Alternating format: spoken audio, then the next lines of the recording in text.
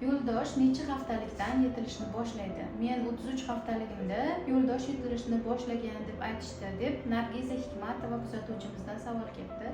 Aslida yo'ldoshni 3 ta darajasi bor. 0 dan boshlab 1, 2, 3 gacha. Avvaliga 0 bilan birinchi darajani biz skriningni birinchisi deb belgilaymiz. Bu 27 haftasigacha davom etishi mumkin. Hattoki birinchi stepen 34 haftagacha bo'lishi bu norma hisoblanadi. Ikkinchi stepen esa 34 haftadan 37 haftagacha, 37 dan boshlab 3-chi stepen belgilanadi. Har bir yo'ldoshning yetilishini o'zida belgilari mavjud va shu belgilarga qarab o'zingiz vrach stepen belgilaydi, daraja belgilaydi. Yo'ldoshning qarib ketishi bolani erta tug'ilib qolishidan belgi hisoblanmaydi. Bundan xavotir olmang.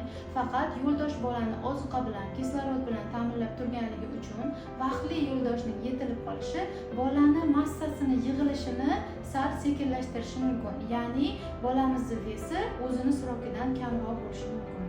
Agar sizda 33 haftalikda yo'ldosh yetilishni boshladi deyishgan bo'lsa, aynan nechinchi stepenligini aniqlashtirsangiz yaxshi bo'lardi. 33 haftadan boshlab yo'ldoshni birinchidan ikkinchi stepenga o'ta boshlashi ham norma hisoblanadi. Agar savollaringiz bo'lsa, kommentariyada yozib qoldiring.